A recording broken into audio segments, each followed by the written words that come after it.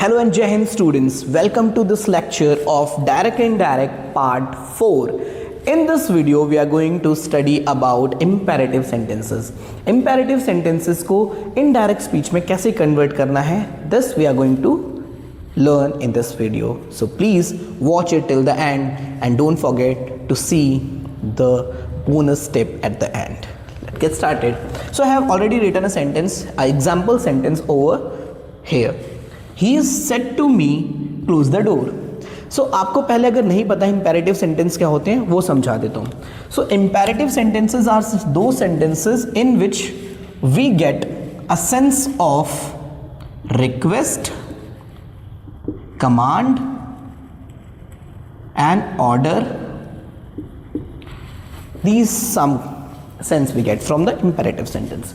अब कैसे होता है, जैसे close the door, go away, don't do it, ऐसे जो sentences होते हैं जिसमें आप subject clearly देख नहीं सकते, like it is understood but you cannot see in the written sentence, तो वो होते हैं imperative sentences. They express the sense of request, command and order. Got it?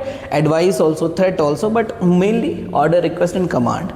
So see, in this inverted comma, close the door, आप किसी को बोल रहे हो क्लोज द डोर, किसी को ऑर्डर ही तो दे रहे हो, किसी से आप रिक्वेस्ट कर रहे हो अगर प्लीज़ लगा दो, प्लीज़ क्लोज द डोर, ठीक है, किसी को ऑर्डर दे रहे हो, कमांड दे रहे हो या रिक्वेस्ट कर रहे हो अगर मैं यहाँ पर प्लीज़ लगा दूँ. So this is imperative sentence. तो first step is to identify what type of sentence is written into inverted comma. Okay, excuse me. Now when it comes to convert into indirect speech, we do not touch this, he will be he, but आपको पता है ये change होता है, set to change होता है. अगर statement वाले सेंटेंस है तो उसमें सेट टू चेंज हो जाता है टोल्ड में, अगर है इंटेरोगेटिव तो उसमें हो जाता है आस्क्ड में, बट यहाँ पर किस में होगा. So here set two will change into ordered, commanded या फिर रिक्वेस्टेड. एडवाइज्ड भी हो सकता है, एडवाइज्ड, अगर एडवाइस दिया हो किसी को तो एडवाइज्ड भी लिख सकते हो, ETC और भी होते हैं बट मेनली यही होते हैं, ठीक है. तो हम सेट टू किस में करेंगे, हमें यहाँ पर सेंस देखना होगा, किस सेंस में बात हो रही है, किस सेंस में स्टेटमेंट है. क्लोज द डोर किसी को ऑर्डर ही दे रहा है या किसी को कमांड कर रहा है. सो ही ऑर्डर्ड मी, क्योंकि मी ऑब्जेक्ट है हम उसको टच नहीं करते. So he ordered me. Now inverted comma, अगर हम स्टेटमेंट वाले सेंटेंस में ज़्यादा देख रहे थे तो inverted comma was change into किसमें, दैट में. जब हम वहाँ गए इंटेरोगेटिव में तो वहाँ पर चेंज हो रहा था इफ़ और वेदर में, और डबल इंटेरोगेटिव में वहाँ पर WH family as it is आ जा रही थी. But in this case inverted comma will be change into TO2. या very simple, just add to. यहाँ पर हमने ऐड कर दिया टू. अब आप बोलोगे सर थर्ड चेंज तो उसमें होगा ही नहीं क्योंकि यहाँ पर तो कुछ प्रोनाउन है ही नहीं. तो बहुत अच्छी बात है, प्रोनाउन नहीं है तो skip the change. And fourth change भी इसमें नहीं होता है, चेंज ऑफ टेंस इसमें नहीं होता है. सो आपको सिर्फ दो चेंजेस करने होते हैं. अगर एडवर्ब होगा तो एडवर्ब कर देंगे, अदरवाइज दो ही चेंज. आपको सेट टू चेंज करना है एंड इन्वर्टेड कॉमा को हटा के टू लगाना है and copy paste the sentence, close the sentence. Easy. Imperatives are very easy. जैसे आपको चेंज करना है set two into ordered, request या कमांडेड, किसी भी एक में. अब inverted comma will be change into TO2 and rest will be same. अब क्या होगा अगर यहाँ पर नेगेटिव स्टेटमेंट आ जाए. एक मैं नेगेटिव स्टेटमेंट भी करा देता हूँ आपको, so that it is easy to understand. चलो इसको हटा देता हूँ, मैं नीचे लिख देता हूँ इसको ना, let me erase it. I am writing with the black now. Same statement लिखता हूँ ताकि आपको समझ में आ जाए. He said to me, don't close the door. Inverted comma full stop. अब देखो यहाँ पर don't आ गया है, नेगेटिव आ गया. तो नेगेटिव के केस में क्या करेंगे, बहुत सिंपल, एक छोटा सा चेंज करना है, nothing serious. He will be he, said to will be ordered, ordered. Me will be me, inverted comma की जगह to लिखेंगे.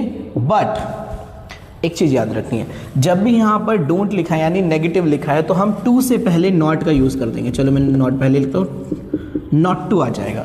जब भी डोंट आ जाएगा ना, या फिर हैज़ नॉट आ जाएगा, हैव नॉट आ जाएगा, एम नॉट आ जाएगा, तो वहाँ पर आ जाता है नॉट टू, टू नॉट मत लिखना, नॉट टू लिखना, नॉट पहले लगा देना, ठीक है।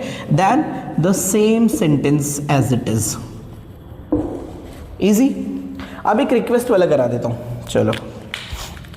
सी रिक्वेस्ट में आपको क्या करना है, he said to me please close the door. अब देखो इसमें यहां पर प्लीज लग गया है, तो इट इज अंडरस्टूड कि आपको अब रिक्वेस्ट ही कर रहा है, वो कोई ऑर्डर नहीं दे रहा है। ऑर्डर देते हुए कोई प्लीज नहीं बोलता है ना। So you need to just change it one thing, he said to will be requested, he requested me to close the door। Please वापस मत लिखना, क्योंकि प्लीज की जगह पे आपने क्या लिख दिया है, रिक्वेस्टेड लिख दिया है। Understood? So this is very easy, imperative sentences are very easy to convert into indirect speech, just you need to change two things, said to, या फिर यहाँ पर अगर asked भी लिखा है that will be changed into ordered, and then this inverted comma will be removed and we have to use to। in case negative statement दिया हुआ inverted comma के अंदर like this, so आप not पहले लिखेंगे and then everything will remain same।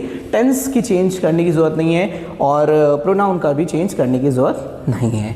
so there is one question for you to do in homework, please do in the notebook and write the answer in the comment box as well, so that I come to know कि आपको समझ में आ गए हैं। imperative excuse me, they said to me go away, easy it is, okay। so please do it, and if anything left जो आपको समझ नहीं आई है, write down in the comment and I will definitely help you। till then, bye bye।